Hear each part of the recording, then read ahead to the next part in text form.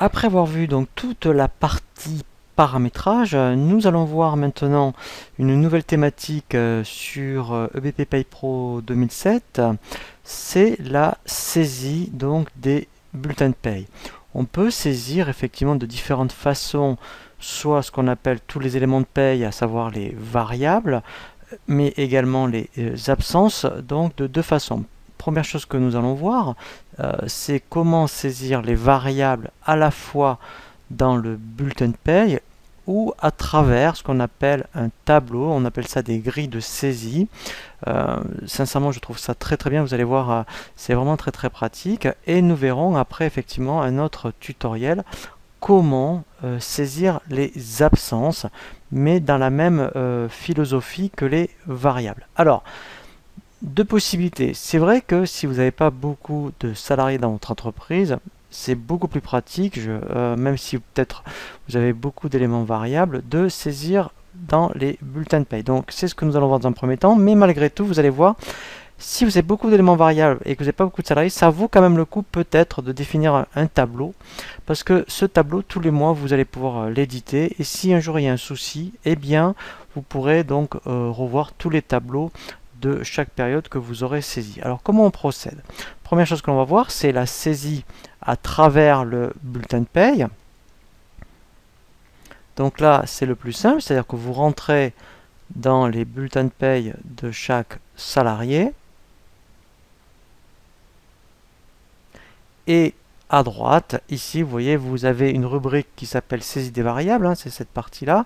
Et là, vous voyez donc, alors par contre, hein, je vous invite à regarder le tutoriel sur le paramétrage pour la création des variables, hein, puisqu'il faut après qu'une fois créées des variables, elles vont apparaître ici.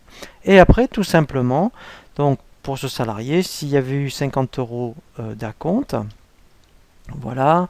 Après, par exemple, alors on va saisir, donc ça c'est pas grave, hein, c'est par nombre de congés payés. On va saisir par exemple un remboursement de frais professionnels. Et par exemple, pour voir aussi en haut de bulletin, on va saisir une prime. Donc là, je voulais même au niveau des variables, je demande prime. Voilà. Et on va lui saisir une prime exceptionnelle. Donc, je vais mettre, mettons, allez, 50 euros. Voilà.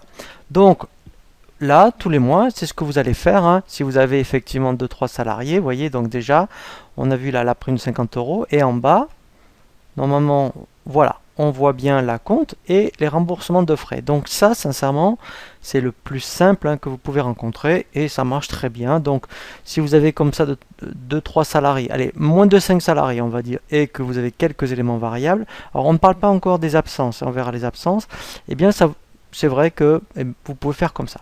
Après, si vous voulez vraiment optimiser la saisie, et c'est de passer par rapport à ce qu'on appelle des grilles de saisie. Donc pour ça, en fait, quand vous êtes dans bulletin, dans variable ici, vous avez ce qu'on appelle ici grille de saisie. Alors par défaut, il y a déjà 3 grilles, c'est-à-dire qu'en fait, on va en faire une pour vous montrer. Voilà.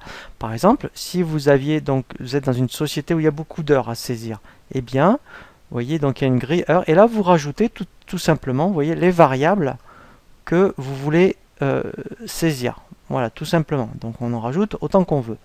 Donc, et vous créez ce qu'on appelle des grilles par type de saisie. Vous voyez, donc là vous pourriez très bien créer aussi, là ils l'ont appelé, admettons, grille de salaire, donc tout ce qui va concerner les éléments de salaire.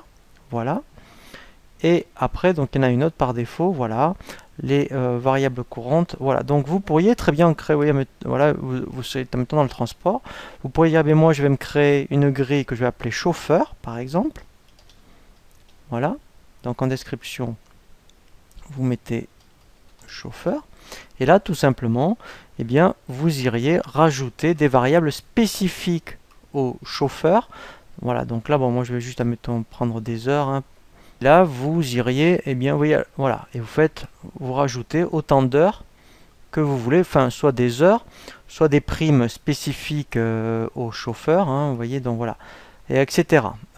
Voilà, pourquoi pas des frais professionnels, voilà, voilà. Donc, quand on a fini, donc vous voyez que déjà, hein, c'est relativement simple hein, de créer ce qu'on appelle des grilles. après, et moi je trouve ça vraiment génial, sincèrement, c'est que vous pourriez très bien saisir vos bulletins de paye par ces grilles, c'est-à-dire que dans le bulletin, variable après, vous avez saisi des variables. Donc là, lui, qu'est-ce qu'il fait dans un premier temps? Il vous montre tous les salariés. Eh bien, ce qui est génial, c'est que vous dites, ben moi, tiens, je vais... Alors là, hein, dans ce dossier, on a un profil employé et un mensuel non cadre. Vous dites, je vais commencer par tous mes profils employés.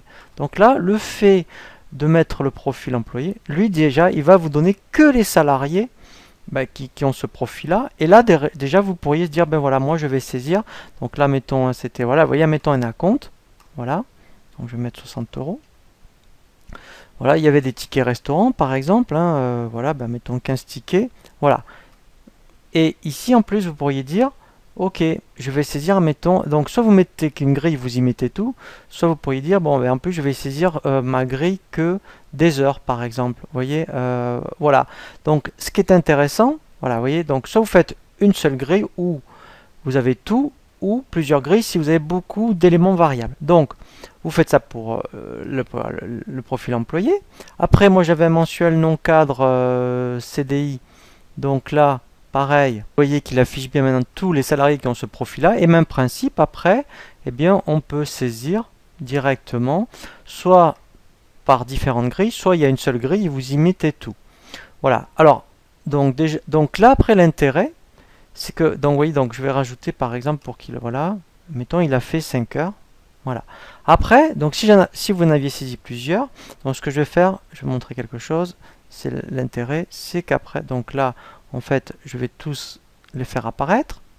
C'est que quand vous saisissez, admettons, quelque chose, vous voyez, donc là, voilà, je mets 3 par exemple. Quand on fait calculer le bulletin, et bien là, ce qui est génial, c'est que sans rentrer dans le bulletin de paye, il calcule, voilà, tous les bulletins. Donc là, si vous voyez tous vos salariés apparaître, quand vous saisissez tout, vous faites calculer le bulletin, lui, clac, clac, clac, clac, il a tout calculé. Après, par exemple, ce qui est intéressant, c'est, bon là j'ai saisi une prime, alors je vais changer le montant. Admettons, donc il n'y avait pas de montant, vous dites, ben voilà, ce mois-ci, donc là ça vaut le coup quand vous êtes 50, hein, enfin voilà, vous dites, ben moi c'est 70, c'est pour tout le monde. Au lieu de saisir par exemple 50 fois 70, ici vous faites généraliser et voilà. Et lui il va mettre 70 partout. Donc sincèrement c'est vraiment super. Et alors après on ira vérifier, hein, vous allez voir. Et l'avantage c'est que donc quand on va vérifier les bulletins de paye, vous pouvez éditer l'état des variables. Voilà. Et ça au moins tous les mois vous éditez votre grille de saisie. Comme ça, s'il y a un souci sur des bulletins de paye, vous revenez sur cet état et vous vous dites, bon ben voyons, est-ce que c'est une erreur de saisie? Voilà, et vous saurez exactement tous les mois ce que vous avez saisi par variable. Voilà, donc moi je trouve ça super pratique. Je ne vous cache pas que je suis assez enthousiaste sur cette fonctionnalité, parce que là en plus, la paye c'est de la production, c'est-à-dire que s'il y a quelqu'un qui paramètre, ben là, entre guillemets, sans connaître la paye, la personne ne voit pas les bulletins et elle saisit tout simplement des tableaux. Voilà, donc c'est vraiment très très pratique et je trouve ça très très souple. Donc du coup, après même, si on vérifie dans les bulletins de paye, et bien là, on va bien voir, et ici, les 70 € qu'on avait saisis dans la grille de saisie. Voilà, donc là on a vraiment bien fait le tour hein, sur les différentes façons de saisir des variables. On va voir maintenant effectivement dans le même esprit comment saisir des absences.